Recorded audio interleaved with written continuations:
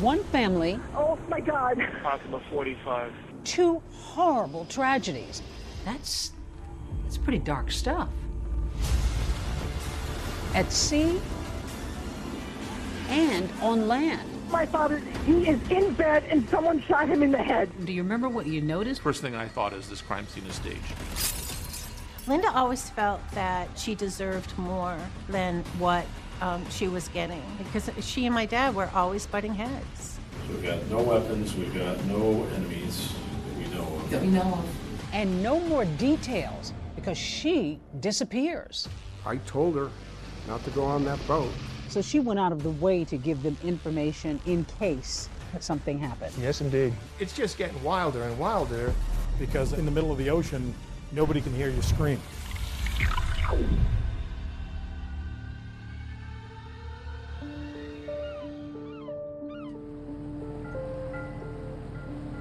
Every fisherman has a story about the one that got away.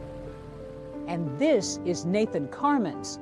The 22-year-old was set to meet up with his mom, Linda, for a late-night fishing trip out here off the coast of Rhode Island. But for Linda, the trip was less about catching bass and more about bonding with her son.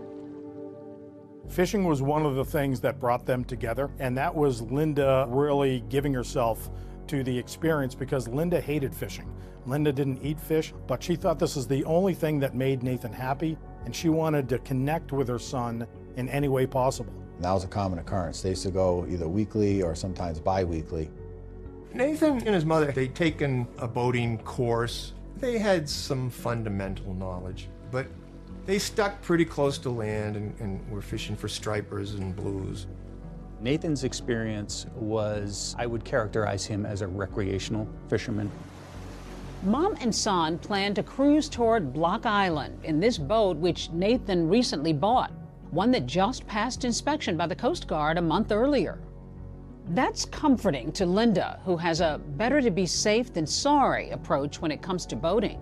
So she begins to tell her friends about this fishing trip and shares information as to where they're going to be at specific times during that trip. Linda is so cautious, she even texts photos of the boat and its registration number to her friends so it could be easily spotted if the boat breaks down. You're relying on your engine, you're relying on electronics to get you there.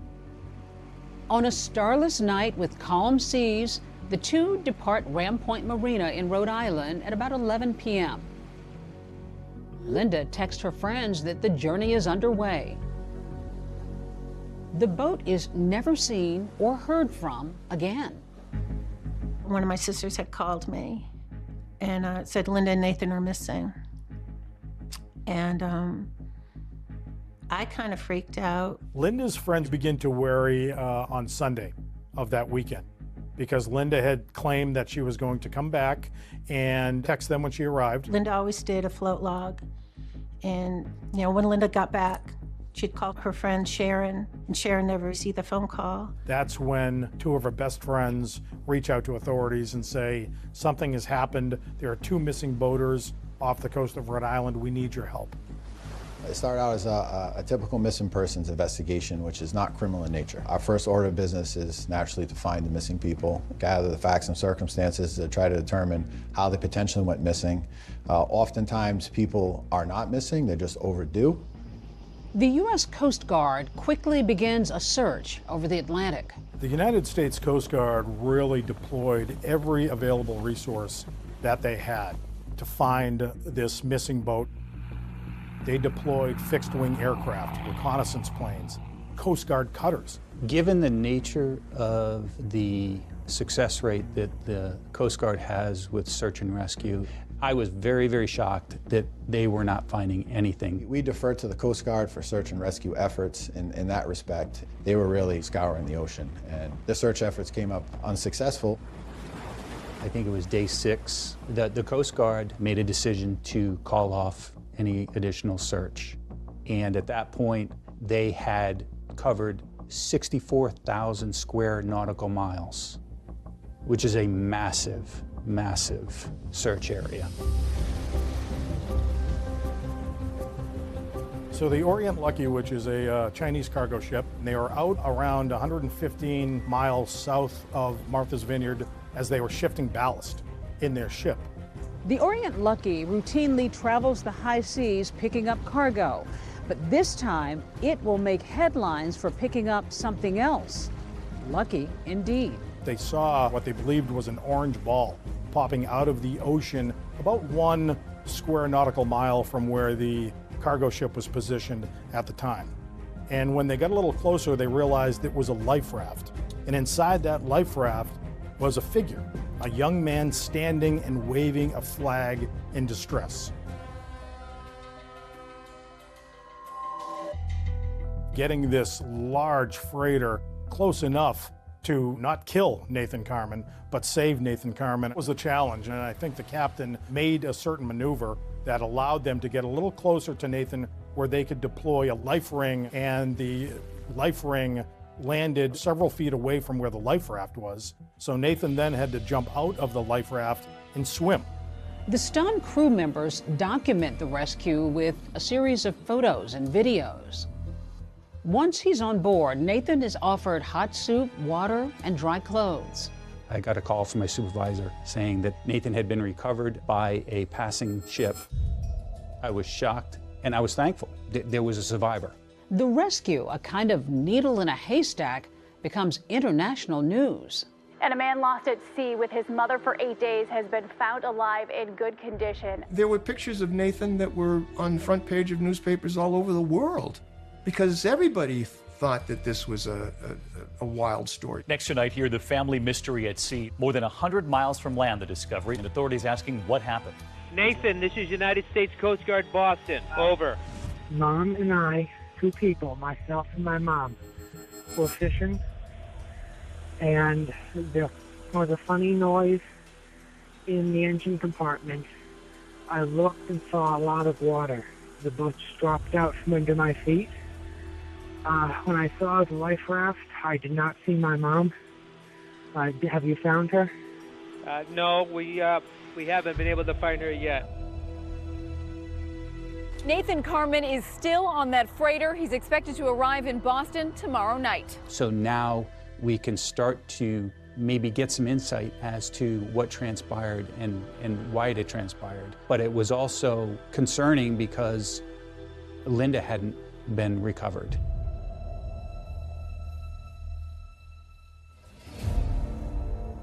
Happy to be back on land, but exhausted by his ordeal, Nathan heads home and asks for privacy.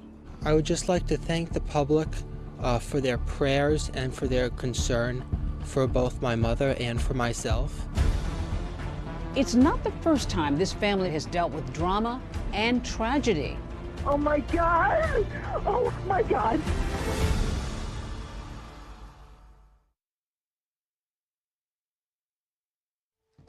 This is a nautical map. The area that Nathan departed from is right up here. His transit would have taken him down this body of water here. That is the point in which one of the individuals traveling inbound observed Nathan and Linda on the boat. And that was the last time that anyone saw the boat.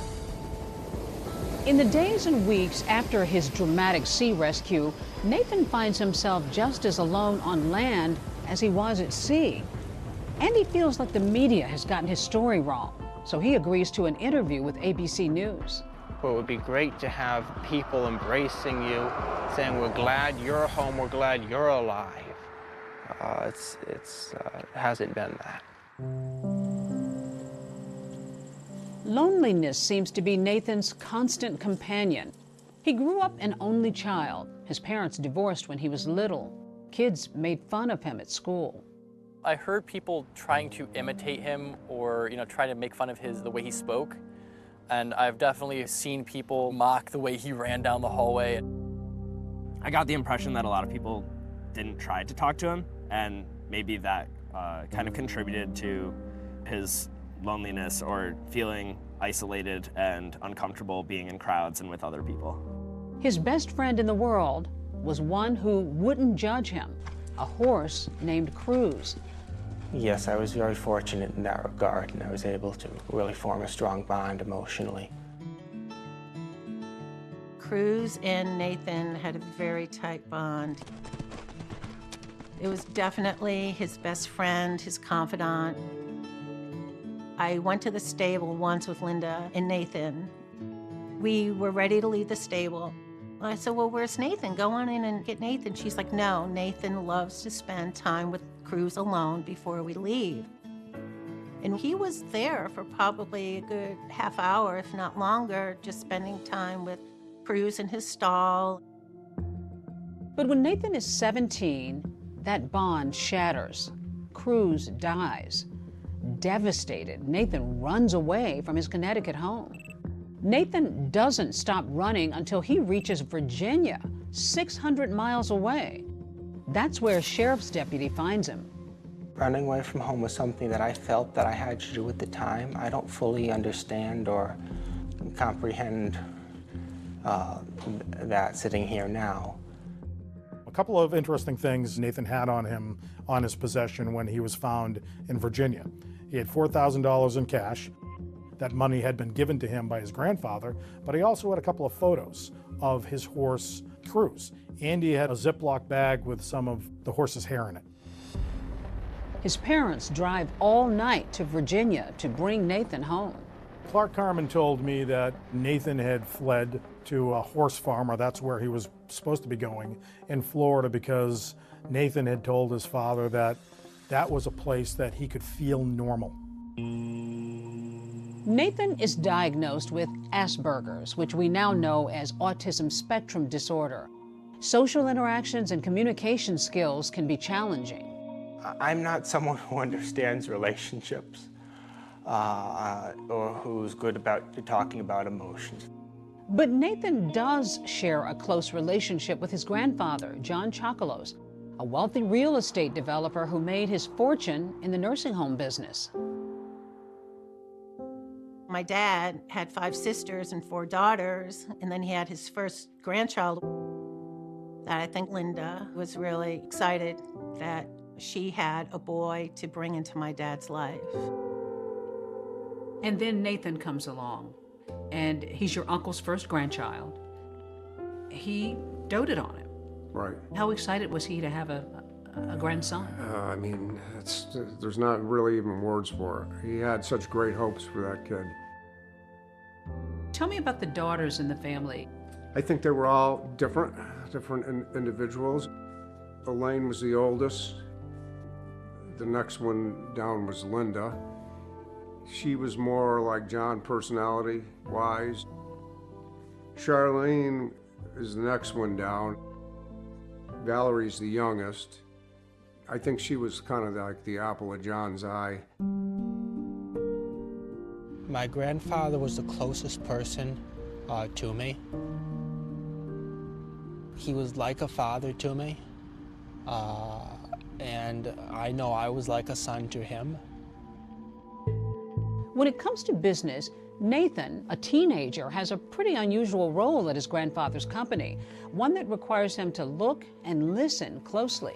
John Chocolos brought Nathan to all of his business dealings because John Chocolos was hard of hearing, and Nathan was his both eyes and ears at every business meeting. They would consult each other after the business meetings were completed. So I think that, you know, John Chocolos was grooming Nathan to take over the family business. I got the feeling that John had a very good relationship with him and was trying to cultivate that. Nathan was as introverted as John was extroverted, I think. What was his relationship like as Nathan is growing up? You said there weren't enough words. He kind of treated him the same way that he treated me when I was a kid. You know, I mean, he couldn't do enough for him. The only problem with it is that John always looked at a problem.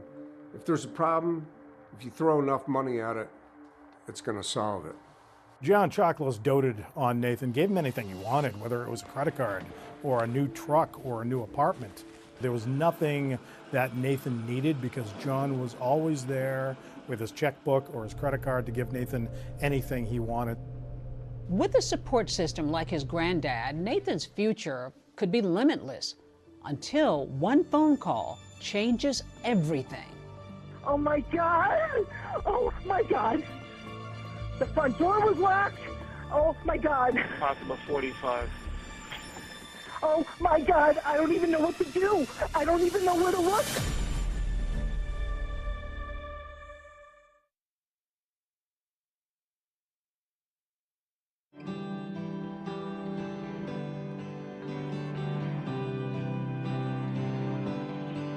Windsor, Connecticut, a typical small town. Pretty nice community. You know, not a lot of crime.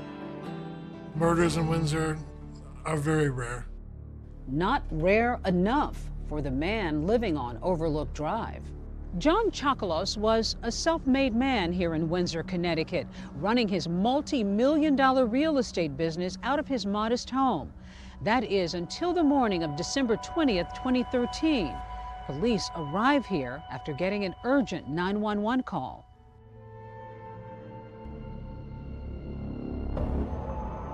Okay, what's the emergency? I came to check on my father to pick him up for an activity. He is in bed and someone shot him in the head.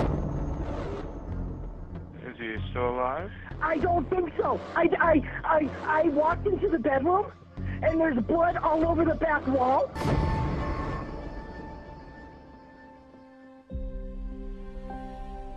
When I saw the news and my dad being brought out, you know, in a body bag and them saying it was a murder, and I lost it. I lost it. I fell to the floor and I'm crying hysterically. My name is Scott McGregor. In 2013, I was a detective for the Windsor Police Department. Mr. Chocolos was found in a bedroom on the upper part of the house. In his bed, we found him that he had been shot 3 times. The scene says a lot to the detective, not for what's in the house, but for what isn't. You obviously start looking for evidence, and when you can't find spent shell casings, once again, you go back to whoever did this, you know, took the time to retrieve those casings and not leave evidence behind. That kind of tells us that the person planned this out knew to cover their steps, which ultimately makes our investigation harder. Sergeant Chris McKee also gets the call to head to Overlook Drive, a quiet street with a quiet resident who wasn't exactly well known around town. How did he fit into the community in terms of how he had accumulated his wealth? Was he kind of like a little local success story? I gotta say, he ran in his circles and his business circles. He wasn't known in Windsor, you know, and I was very active in community roles in the department, and like I said, I wasn't aware of him until this investigation. McKee walks into a bloody scene. You're looking around the room. Do you remember what you noticed? A little further down from Mr. Chocolos' bedroom, there was a glass door, or a door with glass panes that led into the backyard. The officer and I observed that there was broken glass. A break-in? Well, it looked like it was meant to be a break-in, but looking at it, it was very clear that the glass had been punched from the wrong side, and it was very suspicious. First thing I thought is this crime scene is staged. The recently widowed victim was known to keep cash in his house, but after the shots were fired, the gunman left. The money still there. Was there any sense that it had been ransacked or robbed? There had been large sums of money in the house and other valuables, and honestly, nothing appeared touched. It told me that this was personal. The devastated family speaks out on local news, hoping to catch a killer. My father, while he lived a small life, he was a very large man. And to know him, you could never forget him. Anyone could have done this. This person killed, at least once that we know of. This person's gotten away with murder, and chances are it will happen again. When we start any murder investigation, we want to do a timeline. We want to start trying to find out who was with John. My father, my mother passed November 21st. my father for 2 weeks was staying with one of us, or Linda was staying at my father's house. Another curious thing about the home, it doesn't exactly look like a millionaire lives there. One of the victim's daughters explains why. My father has an elaborate estate. I mean, the man's worth at least $40 to $50 million. I mean, it's huge. You wouldn't know it going into the house. That's the only reason why I'm bringing up my father's financial worth. Is because looking at this house, you would not know that he has a 25,000 square foot house up in New Hampshire. You find out that this is a prominent businessman, a wealthy businessman. Yep. What does that say to you initially about this? Kind of starts to focus investigators in on, was this financially motivated? Did someone have, this gentleman had a lot of money, a lot of properties, did someone have something to gain financially from his death? The videos of the Windsor police interviewing various family members have never been broadcast before. Nathan and I went fishing. We went out of Point Judith, Rhode Island. Okay. So we went on a cod trip that left at 6 in the morning, got back into port at 4 o'clock in the afternoon. A long day. We learned that John, the day before, the last person to see him was his grandson, Nathan Carmen. We learned that through talking to Nathan, talking to family. Hey Nathan, what's your last name? My last name is spelled C-A-R-M-A-N. We have to treat everyone as a possible suspect. Family, associates, people who worked in the office, neighbors, anything, anyone could have done this. Investigators asked Nathan about employees at Chocolos's company, and the grandson mentions one who, he says, complains about being overworked and underpaid. Just that I'm underpaid, also the stress load. I have 101 things to do. I have to get all these papers in. Now you're asking me to do this and the other thing. So he would bitch and moan about that. The bookkeeper is, in fact, stealing from the Chocolos's company. So obviously he's someone we want to talk to. Nathan begins outlining his final evening with his grandfather to investigators. It begins with dinner. He was going to come here and eat that night with Nathan. That was the plan, and he wanted me to come too. Yeah. And, I said, look, you guys go do it. If I only knew what I knew, now. After their meal, Nathan and his grandfather return to the Windsor home. At some point, John Chocolos gets a phone call and puts it on speaker. I think that there's a real possibility that the person who called him may have been a mistress. I don't like saying that my grandfather was doing that, but I think there's that real possibility. It wasn't one of your aunts? No, it was not one of my aunts. It was not one of my aunts, no one in the family. Very young, like 20, 30. And he then told that female voice to just wait. Hold on a second. He showed me to the door. Nathan Carmen is correct. There is a young woman Chocolos has been talking to. And she became a suspect. Did you go anywhere else that night or anything like that? Or did you just stay home? No, I didn't sleep because I was where I had to be at. I was supposed to be at the meet my mom at 3 o'clock. When I fall asleep, I have difficulty waking up. So I tried to stay awake. I did run out to Stop and Shop, and I got some ice cream for myself. I picked up a few AAA batteries because I was out of them, and then I headed home. Then I stayed until I went back out to meet my mom. Investigators don't have much to go on, with the exception of some security camera footage, which they use to retrace the last days of John Chocolos's life. Like this casino video, where the 87-year-old is seen with a much younger woman. Will it provide investigators with answers?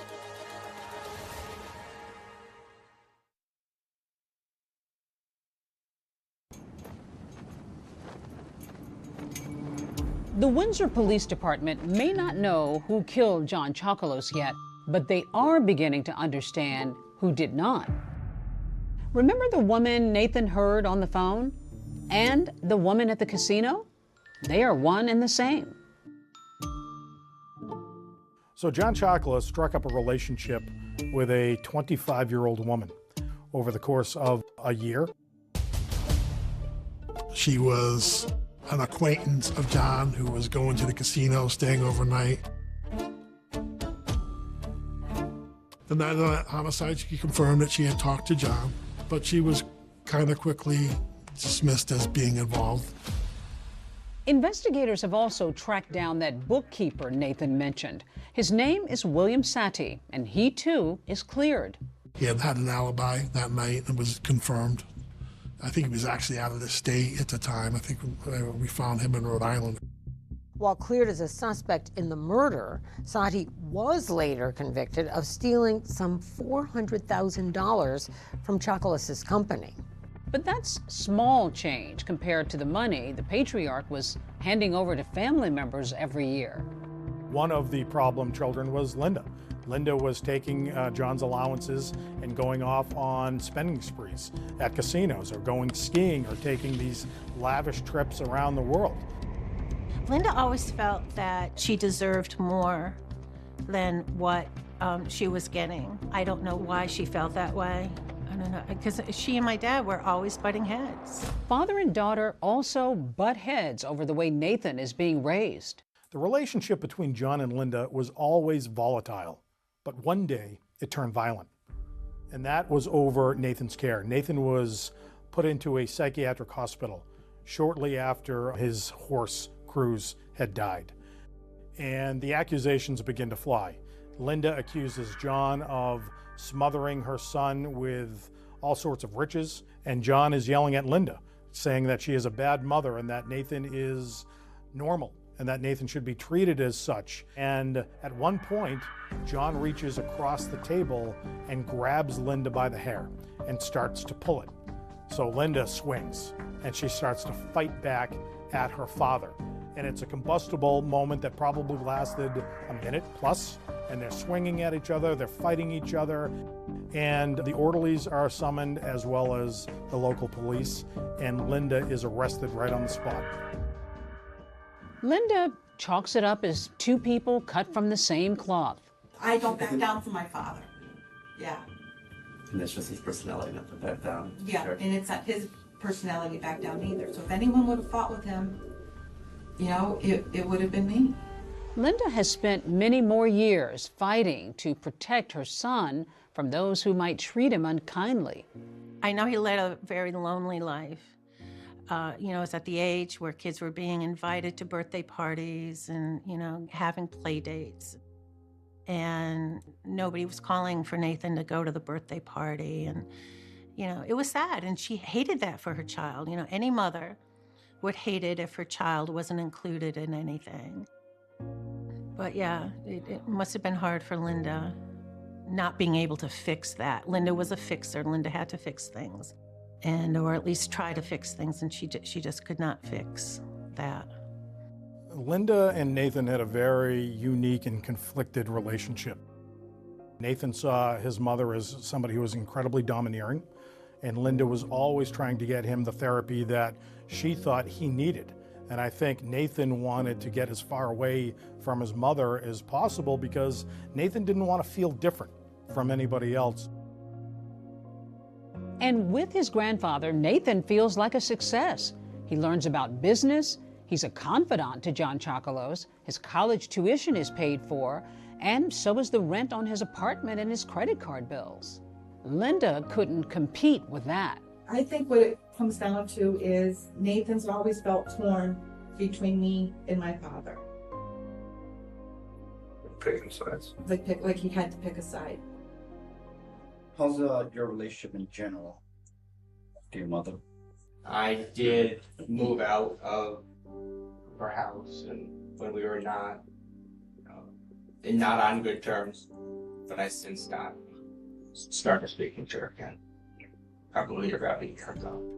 Did that concern you at all in terms of looking at him as a suspect, that maybe he might exhibit behavior that you wouldn't normally see, but he does have a disorder? That was a concern of many of us, is are the behaviors we're seeing, are the answers he's giving in that one interview that he did grant, are these more aligned with behaviors perhaps of someone who is on the autism spectrum? Or can we look at these for what we normally would kind of think This is kind of sketchy, a little suspicious. We want to delve more into this. Was your grandpa involved during that time? Yes, my grandpa. He facilitated financially my ability to go off on. So for Linda, the recent fishing trips are a way of pulling her son back into her life. But now there's the murder of her father to deal with and lots of money at stake. Everybody is under the microscope. Do you own any weapons? No. Anybody else in the family own any weapons? No. Anybody have access to any weapons? Anybody that knows anybody that has weapons? Nothing at all. Okay. So we've got no weapons, we've got no enemies that we know of. That we know of. Do you own any firearms? I do have an air gun. I'm not sure if that counts as a firearm, but... Is it the only? Yes, it is. But after speaking with a long line of friends, family, and business associates, investigators are about to realize they've been lied to.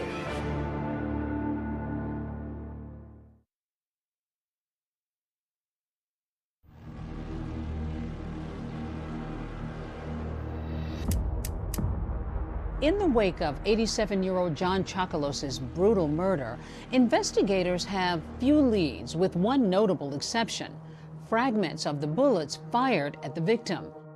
There's hope that they could be traced back to a possible murder weapon. What kind of weapon was used to kill him? It was believed to be a rifle because it was a .308 cartridge, a certain type of bullet. And a ballistics test concludes the gun used was most likely a Sig Sauer rifle, like this one. But in the wake of the Newtown massacre, these types of weapons were illegal to own in Connecticut, where Chocolos was murdered. The detectives focused a lot of their attention on New Hampshire. They scoured gun dealers, I think well over 600 gun dealers, looking for that Sig Sauer rifle. Eventually, investigators make their way to a place called Shooter's Outpost and speak with salesman Jed Warner about recent purchases. He remembers an interaction with a customer just weeks earlier. He definitely stood out because he looked like he came off like a construction site. His pants were dirty. He was wearing like a pair of like dirty boots, like a construction feel about him. We started talking about rifles and targeting. He said, actually, I'm very interested in the Sig Sauer 716. It's an expensive rifle, retailing for almost $2,000. Jed says he suggested other options that were more economical for target shooting, but the buyer knows what he wants. We do all the paperwork, do the background, he passes. He just kind of walked straight out, and that was the last we saw. 2 officers from the Windsor area were there, and then a local, like a Connecticut ATF agent. We had to like go through all the stuff, try to figure out the day of sale. And there they find it, a bill of sale for a Sig Sauer rifle. The name of the purchaser, Nathan Carmen. And that became an incredible aha moment for investigators and potentially the smoking gun in this case. After the discovery at Shooter's Outpost, Nathan is asked again about owning any guns. And since, because I just wasn't feeling safe at home, I did buy a shotgun. You did buy a shotgun? That's correct. Any other purchases of a firearm anytime? No. And that wasn't ever volunteered or brought up till investigators found this out-of-state bill of sale and then confronted Nathan with it. And how did he respond? Well, he acknowledged that he had bought this weapon. When asked about it, he said he lost it, and he didn't know where the gun was. That had to be really a red flag for you all. It was. Most people don't lose those firearms or any firearm, but yeah, you don't normally hear, I don't know where it is. And there was no report of him, making a report that it was stolen, lost, etc. So what are you thinking at this point? You've been kind of connecting these dots. Well, it gets better. There was at least 1 hour of unaccounted time during which Mr. Chocolos was shot that Nathan couldn't account for his time. Linda arrives at this Home Depot parking lot at 3 a.m., where she and Nathan are set to meet up to go fishing. But Nathan is nowhere to be found. You left your house on about 3. And we know you got to Glastonbury, based on your own words, on or about 4. Why would it take an hour to travel, and I'm guessing 20-something miles, at the rate of 65 miles an hour? It's just mathematically not possible. On or around 3. Okay. About 3. So Perhaps after. But this security footage taken outside Nathan's apartment complex shows him leaving at 2:57 a.m. Linda tries calling her son 3 times, but his phone appears to be turned off. He finally calls her back at 4:01 a.m. Did you think you were closing in on an arrest? I thought so. Yes. I have to ask you straight up, were you involved in your grandfather's death? Did you kill Absolutely not. No. But that potential smoking gun, the Sig Sauer rifle, is still missing. Despite a months-long extensive search of Nathan's apartment, the Chocolose estate, and surrounding areas for that crucial piece of evidence, it's nowhere to be found. And I think that's exactly what they were pinning their entire case on, was that murder weapon. Had they found it and connected it to Nathan, then Nathan would have been in handcuffs. And so law enforcement was directed to keep working to try to build the case. This had to be frustrating. It just tears at you because, you know, you think you've got it. The family had put up a huge billboard on Interstate 91, you know, and coming and going to work every day, I would see that. I would see Mr. Chocolose's face. I would see, you know, reward money for information. Even though Nathan is under a cloud of suspicion, he's still a free man, but feels like he's an outcast in his own community now. So he takes a portion of his inheritance that had been given to him by his grandfather, and he leaves the state. He travels to Vermont, and he buys an historic farmhouse, and he also bought a boat. Nathan buys a 31-foot fishing boat, formerly called the Chicken Pox. He plans another fishing outing with his mom, Linda, who has stood by him throughout all the accusations. And Linda is very excited about that opportunity, but also very concerned because she knows that her son is not an experienced fisherman or an experienced boater. Linda tells friends that the plan was to fish off the coast of Block Island and head back the next morning. She was so concerned that she had a text message conversation with people ashore, and that's a smart thing to do, to let people know what your plans are. So she went out of the way to give them information in case something happened. Yes, indeed.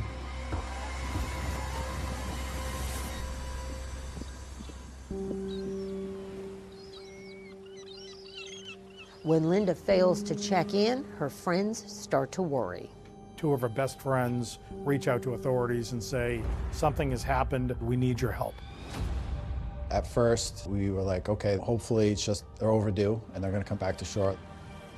But after several days elapse, authorities search Nathan's home and vehicle and find some alarming items. We start thinking that he may have intent to either harm himself and his mother or both of them. How did you get word that something had gone wrong with that? My cousin Charlene called me and told me that they were missing. And I said, I told her not to go on that boat. Here is Nathan in a 31-foot aluminum boat with his mother, who's got no experience boating, and he thinks that he's the master fisherman or the master boater. Or does he think this is the perfect place to kill his mother? Because in the middle of the ocean, nobody can hear you scream. But what really happened on that boat? Nathan Carman answers tough questions under oath. How often did you lie to the Windsor Police Department? There was one inaccurate.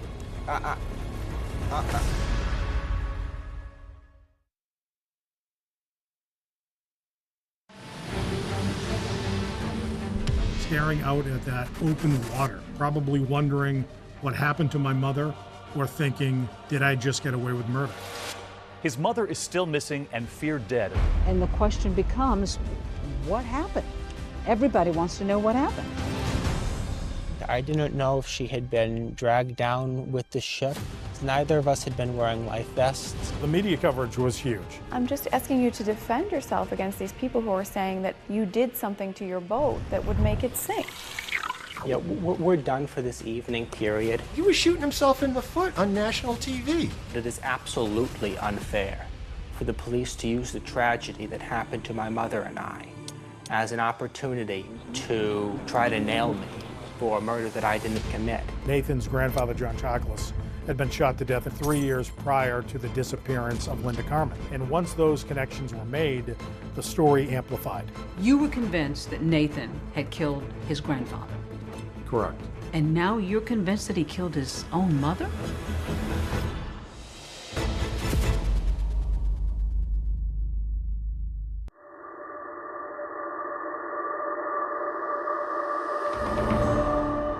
It's a story about greed and heartless brutality.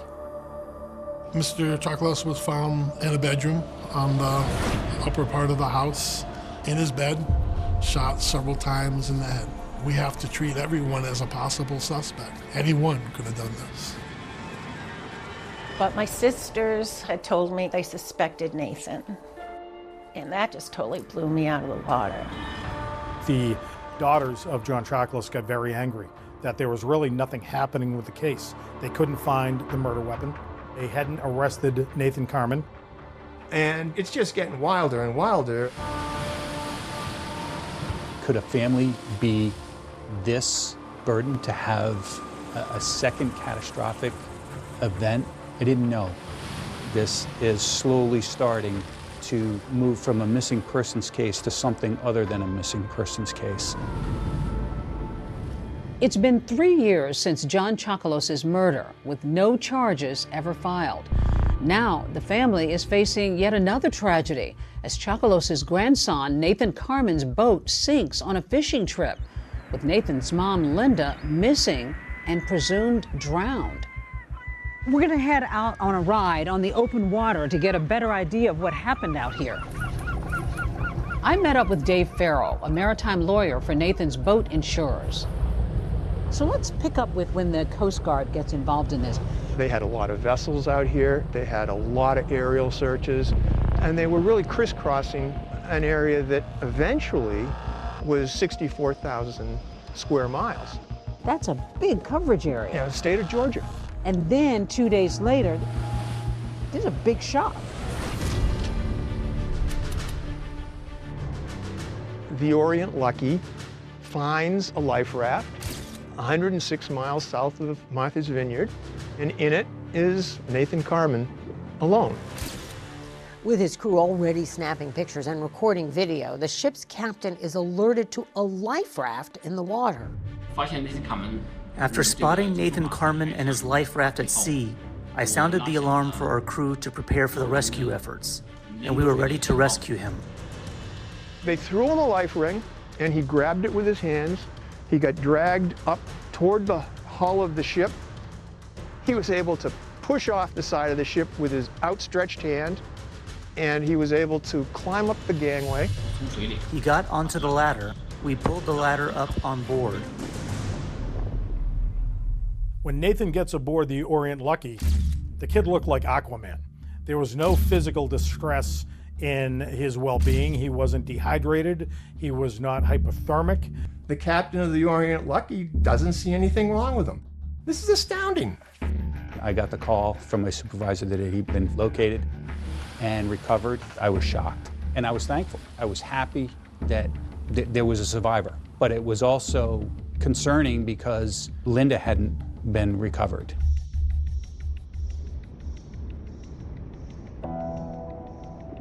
When I found out that, Linda was lost at sea and, I knew she wasn't coming back, it was just, I just had flashbacks of us growing up and just, the good times that we did have. And then, of course, the guilt and the regret that I had of how I treated her in the end. You just don't think that you're going to lose somebody so suddenly like that.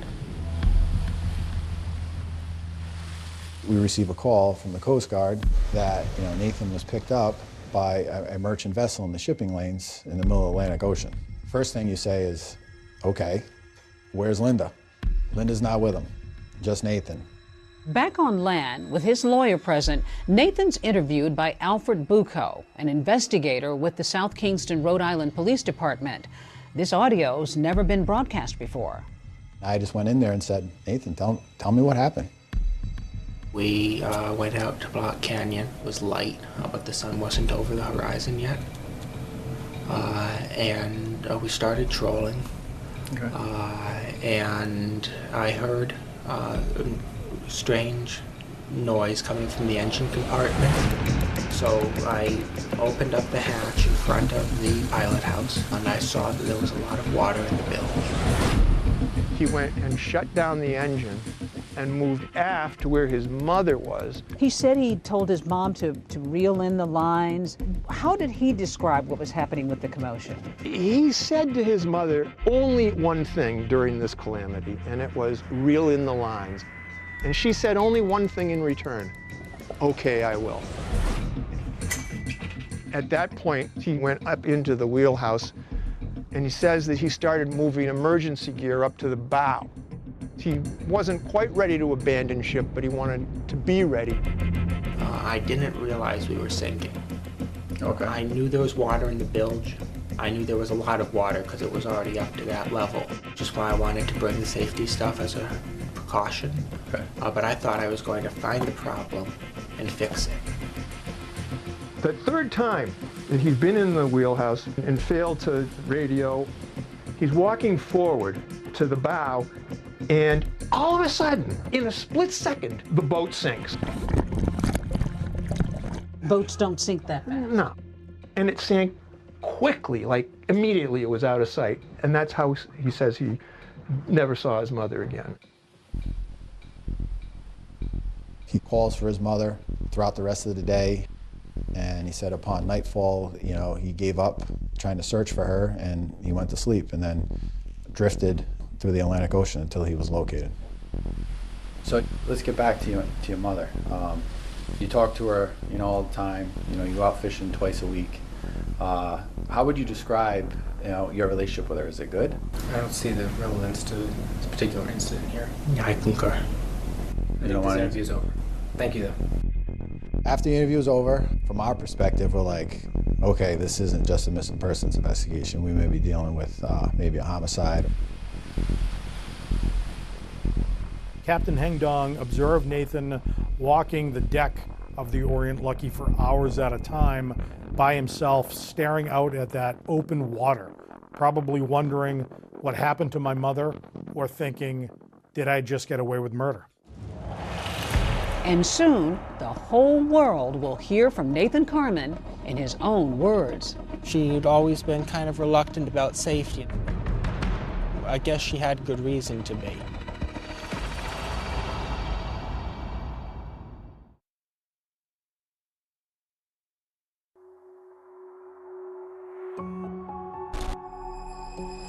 New developments in that mystery at sea. Rescued after 8 days in a life raft, searchers had given up.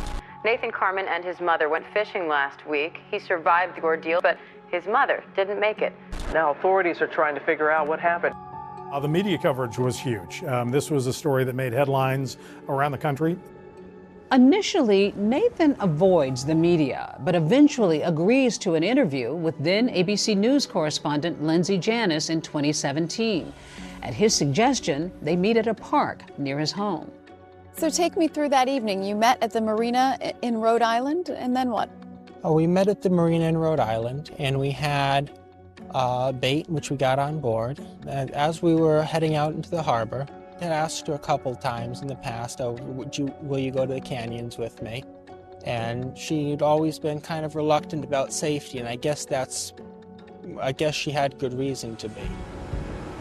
While Nathan and Linda were still missing and the Coast Guard scouring the Atlantic, investigators back on land began searching through their vehicles here at this marina, looking for clues that might help in the search. It looked like he had been somewhat almost living out of his truck or sleeping in his truck. We found some receipts from different marine stores.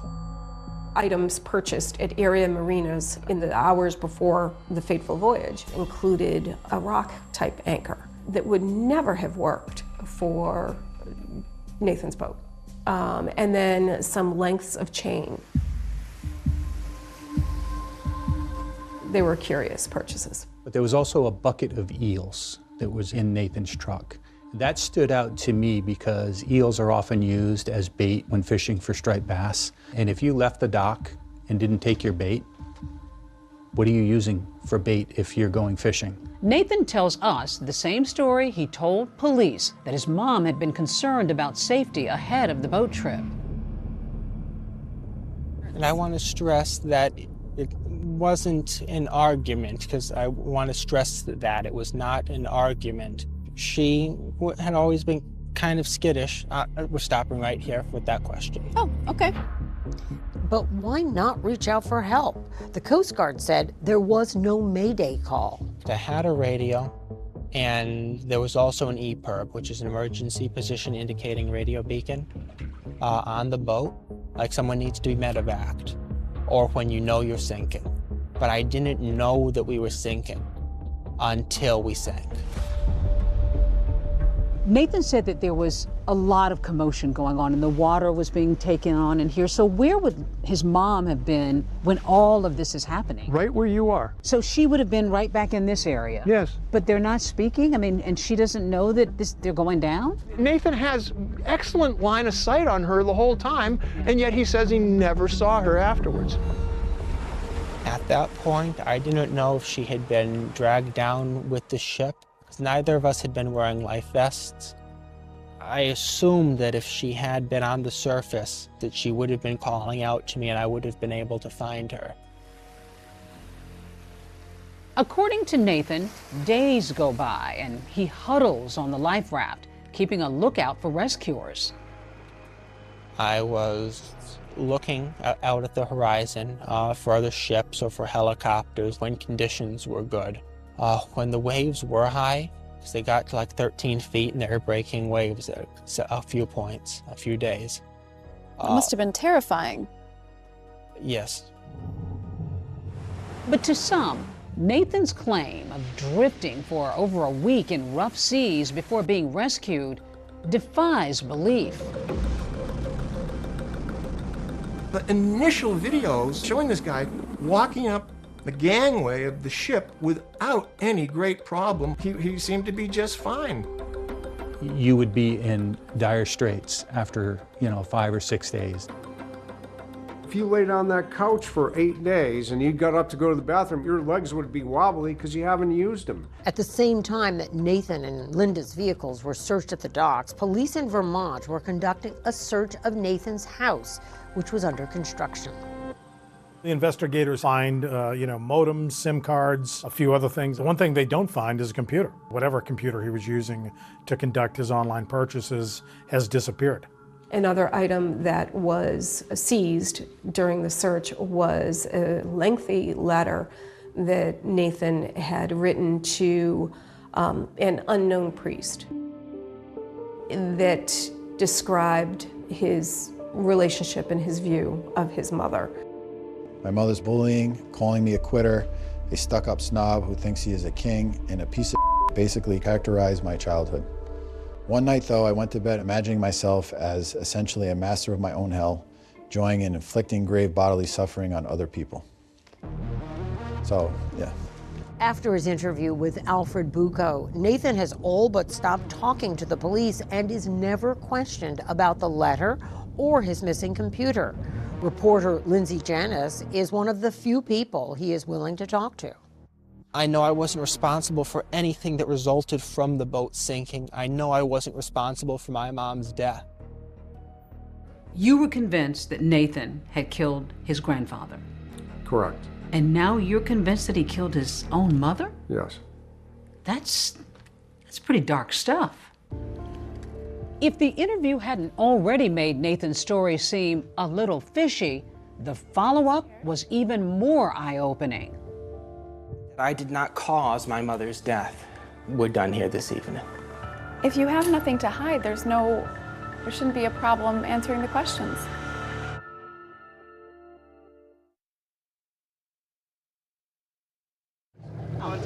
Oh, hi, Dave. Nice to meet you. Hi, how are you? I'm Matt. Nice hi, to meet you. Matt, nice to meet you, Matt. Thanks so much for taking us out.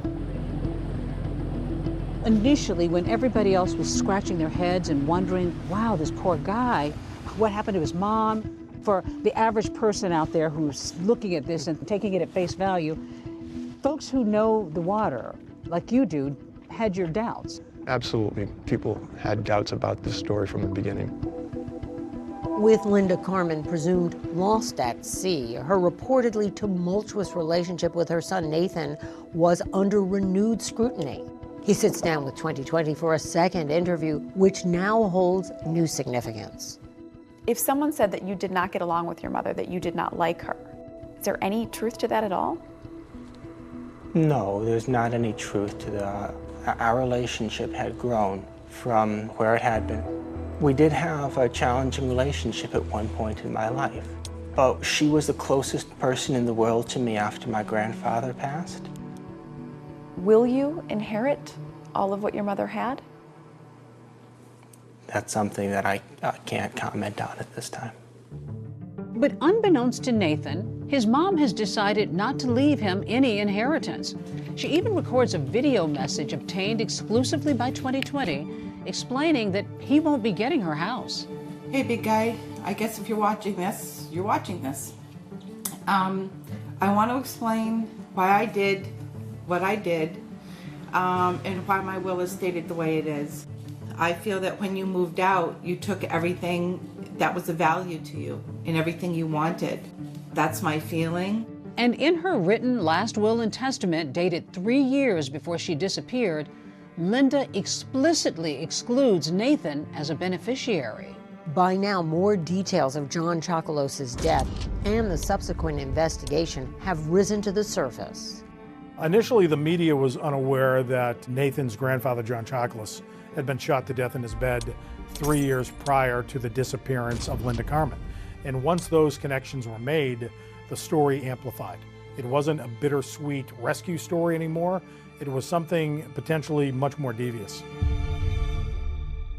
So, at what point in your life would you say that you became really close with your grandfather?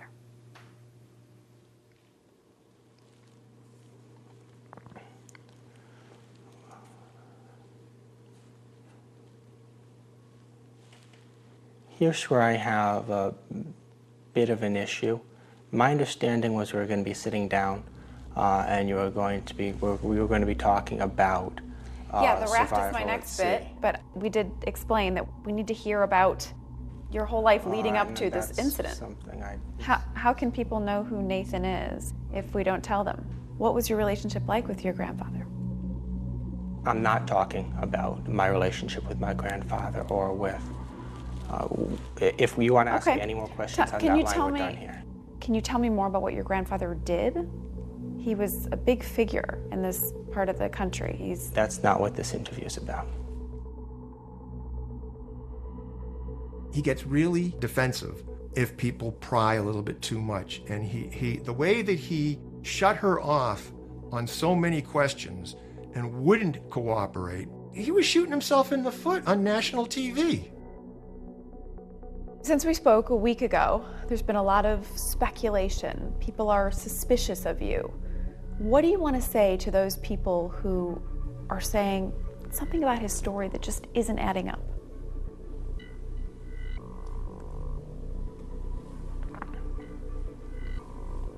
I'm not aware that those people exist. There are suspicions about the boat trip. Since we last got together a week ago, I've said the way it happened. I'm just asking you to defend yourself against these people who are saying that you did something to your boat that would make it sink. That's not true. Nathan had never been interviewed at length by a network or by a reporter, so this was something new to Nathan, and I think Nathan thought it was going to go one way when it certainly went another way. Was there an issue with the boat that needed to be fixed? No, there were.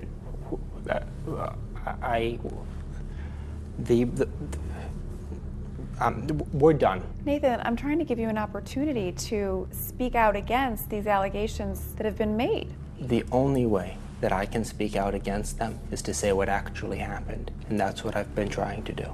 Another thing that's happened since we last got together, police searched your mom's home. Yeah, Did you know anything about that? We're done for this evening period. We're done We're here. not trying to make you uncomfortable. We're trying to give you an opportunity to answer some of these allegations. We're done here this evening.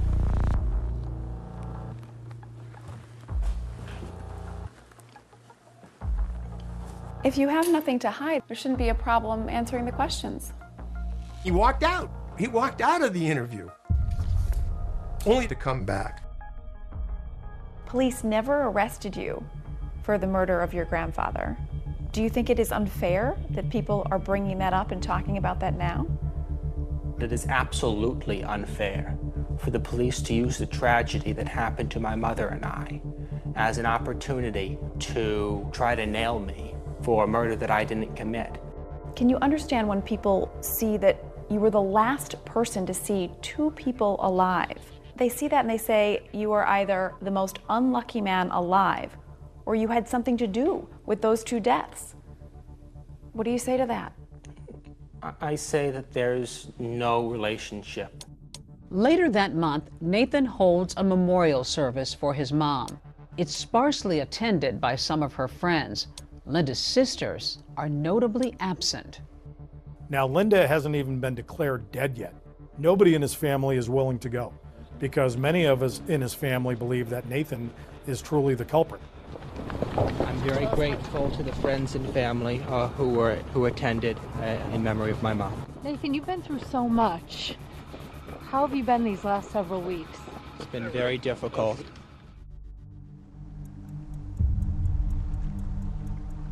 We had no boat. We had no body. But as in any investigation, there's always evidence that can be recovered. It's just a matter of making sure that you know where to look.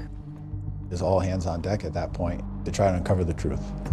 As with the death of John Chocolos, according to investigators, there isn't enough evidence to charge Nathan with a crime. But in a twist of fate, a seemingly innocuous insurance claim for the sunken boat is about to take the saga of Nathan Carman in an unexpected direction. Some of these strange occurrences maybe could be chalked up to an inexperienced fisherman, a guy who's panicking. You know, I spent a lot of time with Nathan. I think he was cold, calculating, and had this whole story planned out to explain the disappearance of his mother and the sinking of the vessel. The idea that he drifted for a week in that life raft just didn't hold water for you. Not even for a second.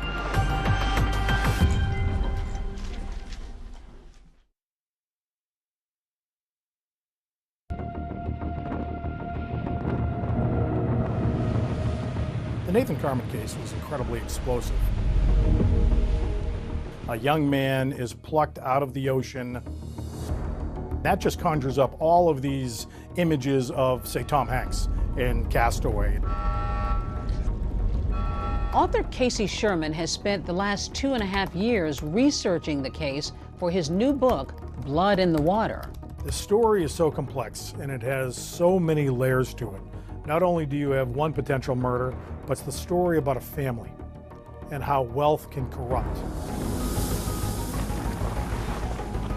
As investigators continue digging into Nathan Carman's story of being lost at sea, he takes action, filing an insurance claim for $85,000 to recoup the loss of his boat, the chickenpox. It happened very promptly, and that indicated to me that this guy's really serious. The insurance company is not going to pay Nathan. In fact, they are going to take Nathan to court.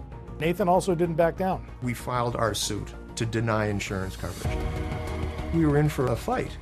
We came away with the distinct impression that almost everything he said to us was a lie.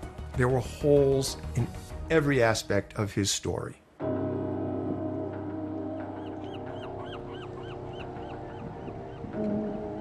Holes in his story and his boat.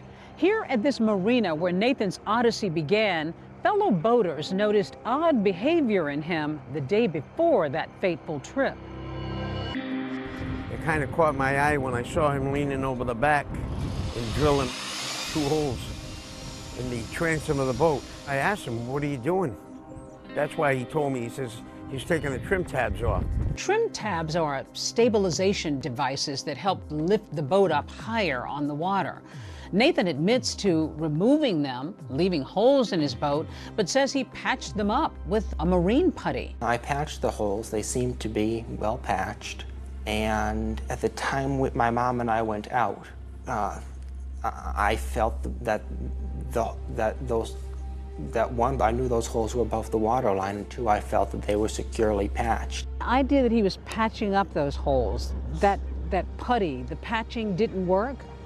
It wouldn't work. My theory is that he was trying to make it look like he was deliberately altering the boat in a dangerous fashion. So that maybe it looked like he made a mistake. He's very calculating. He wanted people to be able to point to, oh, no wonder the boat sank. Attorney Dave Farrow represented Nathan's boat insurance companies and has looked into Nathan's account of what happened for years. Nathan's story is that his boat started taking on water, but he failed to put out a distress call because he didn't think the boat was sinking.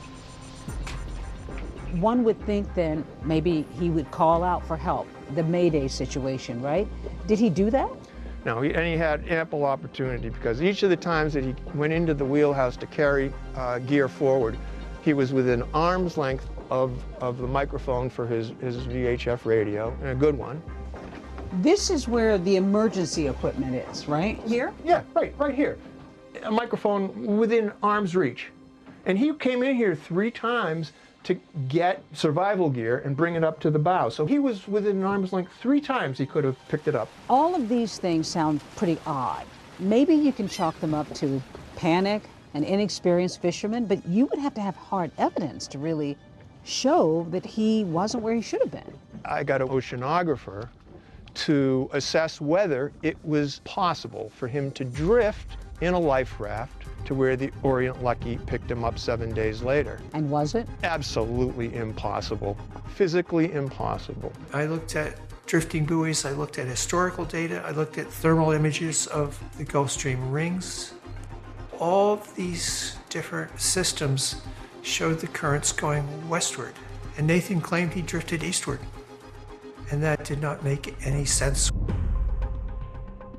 And Nathan's aunts aren't buying his alleged fish tales either. New twists in a story making national headlines involving Nathan Carmen. They file what is known as a Slayer petition, which prevents a person from inheriting property from someone they murdered. Nathan Carmen's aunts do not want him to inherit that money, and they say essentially profit off of 2 deaths they believe he caused. When Nathan walks into court, he's actually got a suit, and he's cleaned up, he's shaven. Good afternoon, Your Honor. Nathan Carmen appearing on my own behalf. He looks like a young, aspiring law student. The loss of my mom has been extremely difficult for me, so I can sympathize with petitioners in that respect. He ended up taking depositions. He ended up going into court and arguing motions. I'll say that some of the petitioners had awfully substantial motive. And I had very, very little. He ended up putting up his own defense. You saw me sort of tell the truth the whole But in this deposition obtained by 2020, it's Nathan in the hot seat. This is the deposition of Nathan Carmen. Did you have a close relationship with your mother, Linda Carmen? I would say that I did, yes. When asked to respond to claims that he lied to police during their interviews with him in 2013, Nathan clams up. How often did you lie to the Windsor Police Department? There was one inaccurate. I'm pleading the 5th. Pleading the 5th as to lying to the Windsor Police Department after your grandfather is dead. That's Is what that he correct? said. Okay. Nathan pleads the 5th 81 times during this deposition. I plead the 5th. I plead the 5th. I plead the 5th. And I plead the 5th. Meaning he declines to answer questions to avoid potentially incriminating himself. I plead the 5th. That's damaging to Nathan, I think, in the public's mind. Who takes the 5th? You know, mobsters take the 5th. Gang lords take the 5th. Not somebody that's completely innocent. Nathan Carman caught a legal break today after a judge tossed out the lawsuit his aunts had filed to keep him from collecting millions of dollars from his grandfather's estate. The judge dismisses the case after he rules John Chocolos wasn't a resident of New Hampshire. The newspapers reported it as a tremendous win for Nathan. I wasn't too troubled by it. Nathan is off the hook for his family lawsuit, but his insurance case is looming, and investigators have him in their sight. Pieces of the puzzle had started to come together. There were too many inconsistencies. There's no such thing as a perfect crime.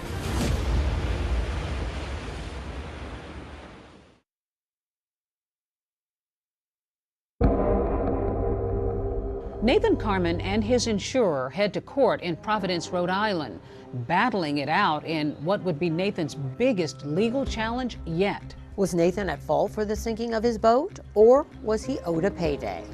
Nathan Carman and his lawyer saying absolutely nothing, heading to Providence Federal Court this morning for the first day of the civil trial against Carman. He's got everything to lose here. If the court determines that he is negligent in his mother's death, that can open up the potential for criminal charges. Nathan at times was very agitated during the trial, but he was also very active, always leaning over and having conversations with his attorney. And he was right in the thick of things. He takes the stand, sticking to his story of what happened on that boat. What was he like on the stand?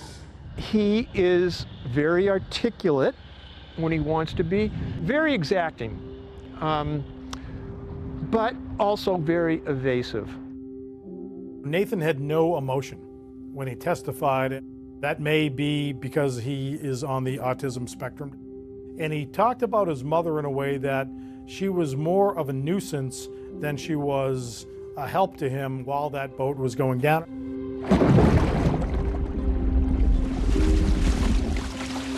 The judge asked him, "What's going on with your mother during all this time?" And Nathan's peculiar answer was, "My mother was part of the problem rather than the solution to a sinking boat." With the case now in the judge's hands, Nathan talks to the media outside the courthouse. This isn't about money. It's an $85,000 claim. I almost feel like I have a responsibility to my mom to make sure that the truth comes out. At the end of the trial, the judge rules that Nathan was negligent with regard to the sinking of the chicken pox. That was a small victory for me because at least a little bit of justice was prevailing through it all. The civil case acted as the de facto criminal case. FBI investigators, Coast Guard investigators, attorneys, prosecutors, they all had front row seats. Now it transitioned to his house in Vermont. Pieces of the puzzle had started to come together and had started to paint a picture for us that this was in fact a criminal act. There were too many inconsistencies. There were too many things that just didn't add up. It became very, very clear that Nathan had committed a crime on the high seas. We don't have a body, we don't have a boat, so it's a very, very difficult case to try to prove.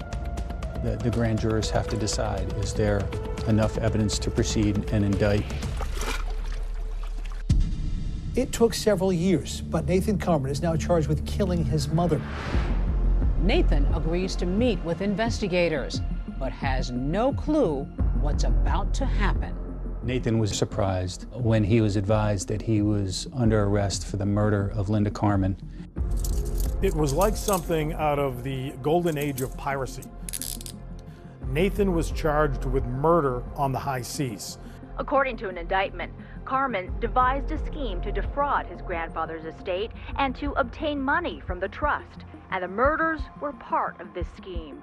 However, the indictment doesn't charge Nathan with the murder of John Chocolos. Medical records, school records. Nathan hires defense attorney Marty Manella. Marty Manella is a long-time, very bulldogged litigator. And when he met Nathan, he not only found a client, but he found a son. He had literally no support. That was probably the hardest thing that Nathan had to endure, the fact that he had no one. But he had us. He really had us.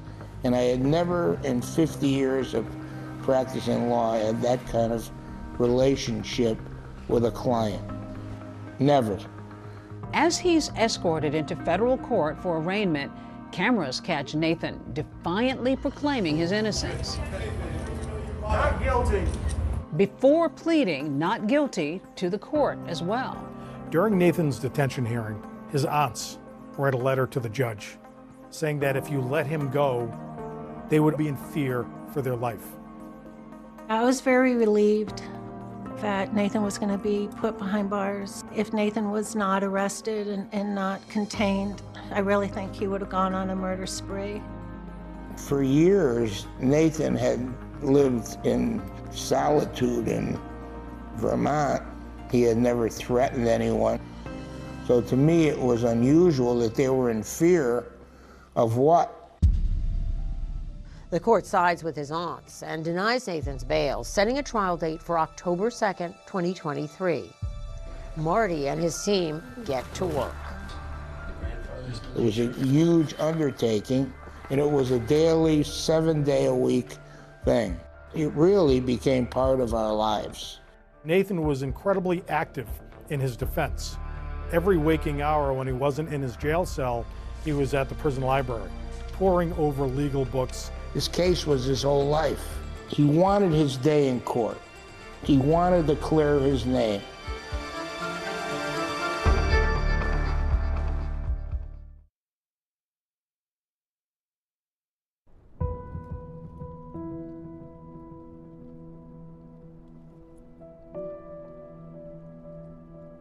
The day of June 15th, 2023, came as a shock. They were just a few months away from trial. We've learned Nathan Carman has died while awaiting a trial for his mother's death. I got a call in the morning. Nathan was gone, and he hung himself. And I just cried. Nathan took his own life. He wasn't depressed. He wasn't despondent. We were all looking forward to that October date so that we could have this trial. Despite all the family court battles and accusations, Nathan's aunts come to pay their respects at his funeral. I attended Nathan's funeral. Myself and my sisters were there. I was very sad. Nathan's attorney paid for the funeral, paid for his cremation, and then gave his eulogy.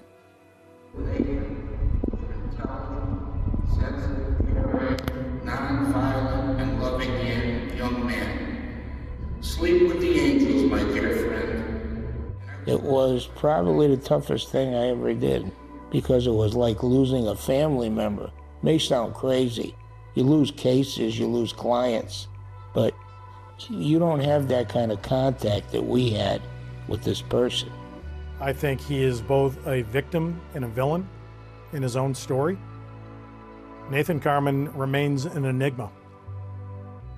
The criminal charges against Nathan were dismissed. So in the eyes of the law, Nathan is an innocent man still today. Months after Nathan Carman's funeral, a Connecticut judge officially declares his mom, Linda, deceased 7 years after she disappeared at sea. The Windsor Police Department tells 2020 that John Chocolos's murder case is still active. What I'd like people to remember about my dad, he was kind, he was loving. He'd give you a hard time, but he always did it out of love. Linda was so kind and generous to her friends and the people around her. And I remember all the good times that Linda and I had. What do you want people to know and remember about your uncle, John? He's a guy that did it himself.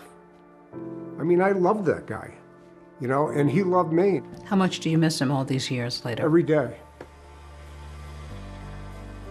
Yep. We went to the cemetery today. Nathan's got a stone there, next to my uncle. Why is he buried there? There's no stone there for my cousin Linda. Where's her stone? Nathan should be remembered as a troubled soul. I'm happy, I'm relieved that Nathan was buried in the family plot next to my dad. Nathan, the child, belongs where he is. He needs to rest.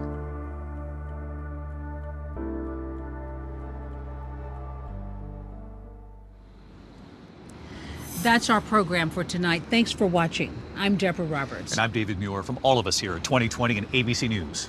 Good night.